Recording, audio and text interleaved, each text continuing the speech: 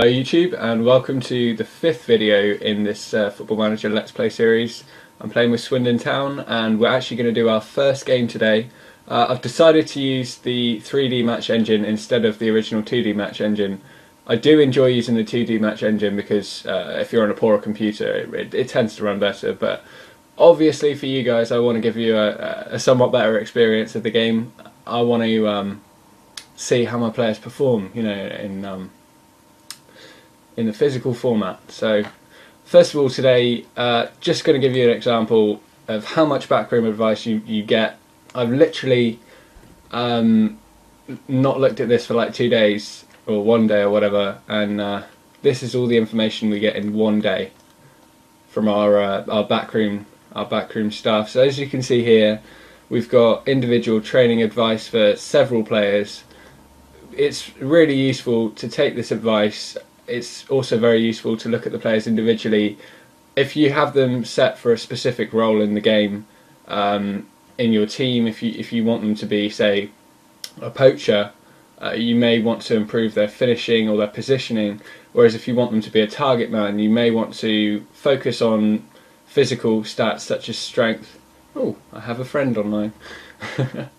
Yeah, now this game is on Steam, it's you do occasionally get the good pop-up, but I suppose balancing with that you also get to keep certain stats, there's achievements to get, and yeah, it's not a bad deal, and you get the game cheaper obviously.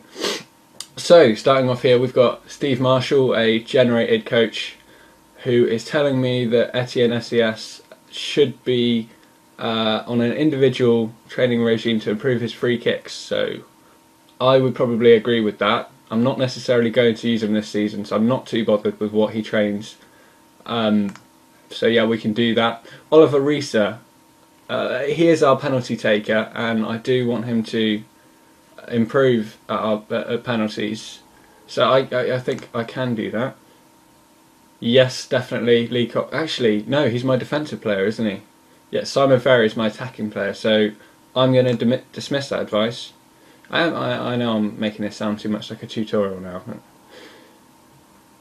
Matt Ritchie's game would improve if he was discouraged from shooting with so much power. Again, I don't enjoy players taking long shots. They rarely go in, especially at League 1, League 2 kind of level where you don't have the brilliant stats. Sometimes you can, in a game where you definitely are the stronger team, you can force a lot of set plays like corners and things like that if you take a lot of shots, but at the end of the day I would rarely recommend that in League 2. There's a 20-year-old Ivorian striker, Jan Ikara. Now I'm not particularly looking for a striker, seeing as I've got about 4 or 5 at my club at the moment, so I think I'm going to dismiss that advice. I do want to bring in another scout. I've got one now that's I think is making team reports on the games that I'm about to play. I do want one that can specifically look at the potential of players. I don't generally scout for older players to bring into my team. I'm normally looking for younger ones to sort of develop. I really enjoy bringing players up through the ranks in Football Manager. It's quite fun. Okay, so Steve Marshall advises scouting 26-year-old English left back Tom Kennedy. I have bought him in previous Let's Plays. I think I had him on loan once, and I bought him once, but his wages are ridiculous for League 2, so I'm gonna leave that. If I could also say thank you to Fatboy and Thomas for subscribing, it's much appreciated, and all the likes on my first video especially definitely help. I didn't realise that I hadn't actually linked up my videos, so on the annotation in the bottom right corner I've put links to the next episodes, and I will be turning, or once I get to about 10 videos, I'm going to be turning the series into a playlist, so it sort of automatically plays. You can leave it on the background. And I must also point out that this Let's Play is different to other people's Let's Plays. Generally, when you watch a Football Manager Let's Play, they're going to be basically following their 3D match camera, talking during the game about whatever, about perhaps what they've been doing whilst they're, you know, sorting out their specifics outside of the game. But I enjoy going through all of this, and I think what I was looking for when I was just starting out on YouTube, when I was just finding videos, tutorials and stuff like that for Football Manager, is I wanted to see exactly how people played this game, how people sort of adjusted, their team outside of the match, how they brought new players in, how they rotated their squad, how they dealt with transfers. There are, the occasional tutorial, but I enjoy watching a series where someone can really explain in depth what they're doing. So I'm hoping to make that. It's not brilliant, but there you go.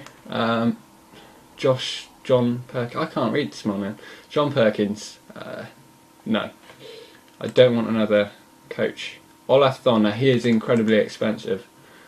If you look at those statistics there, or attributes, whatever you call them, he is a very promising manager, and I don't think he's going to work on my scouting team somehow. Luciano Cheagrugi.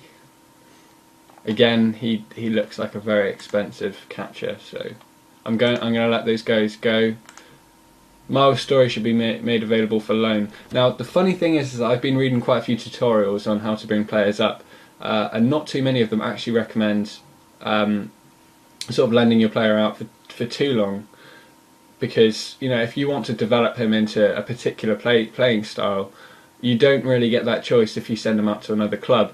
Additionally, if you send them out to, say, a League 2 club with poor training facilities, they really don't develop as much as they could. Say at Swindon, who do have decent training facilities, decent youth setup.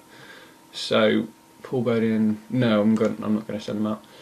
Mark Scott should be taken off the loan list. I don't really think Mark Scott is anything.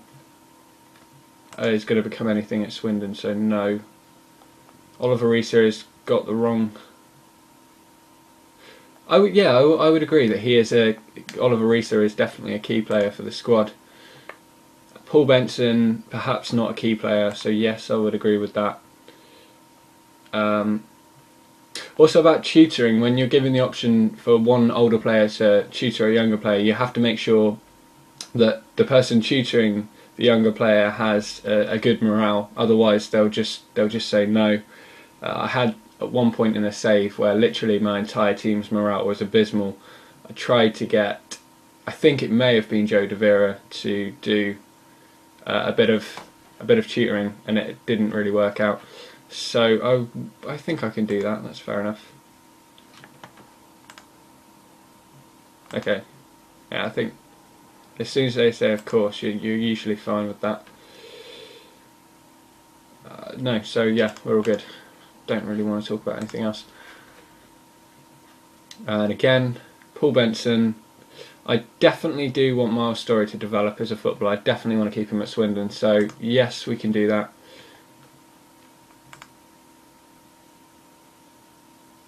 And as you can see there, if you give a player some kind of responsibility within the squad, you improve their morale straight away.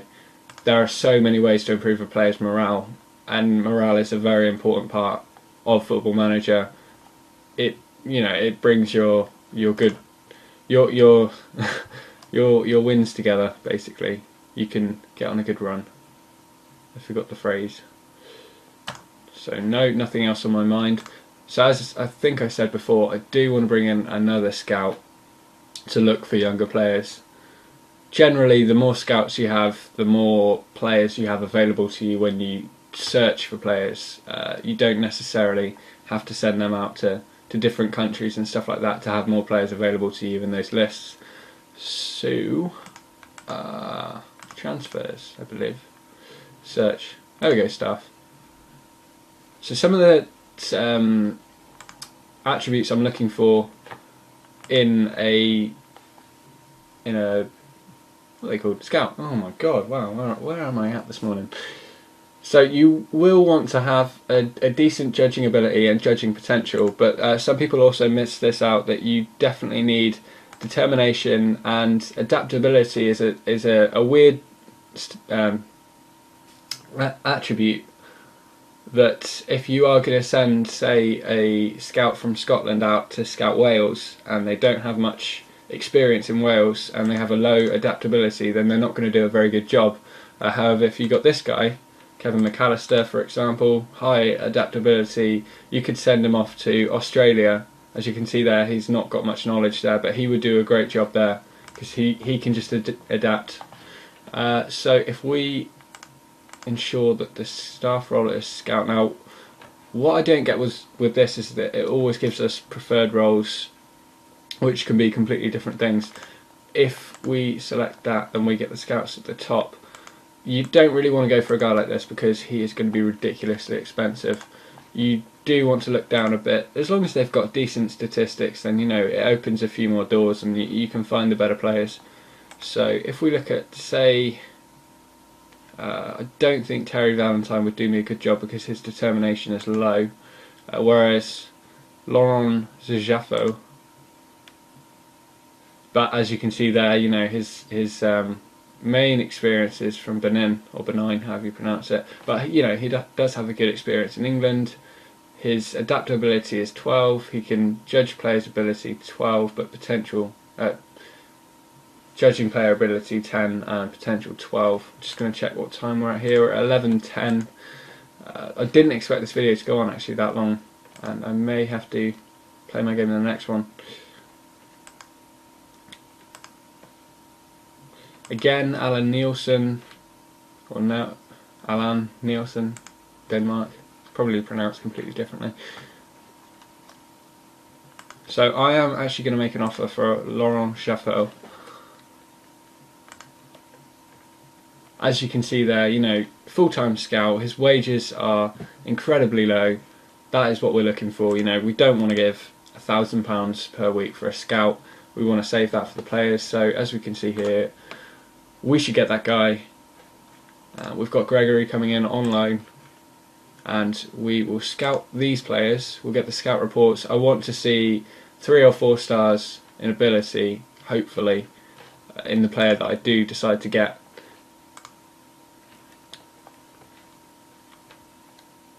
So, as you can see there, Mr. Rapist has backed Gregory's loan deal, which, you know, says many different things. But we will continue, and I think I will end this episode before we get to the game of caution. We'll just do a press conference here to introduce Conrad Ballatoni. Thomas has told me that Ballatoni is a real player. I did Google him. I think he played for a Scottish club, I'm not too sure. But there were several pictures of several different people, so I only went on images. So yeah, I'm delighted to get this guy.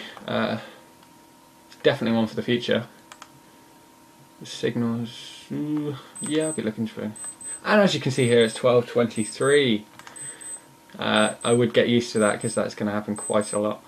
As you can see here, the first 2 reports, and you get 2 reports every day from your scout. Not particularly brilliant. They would do a job.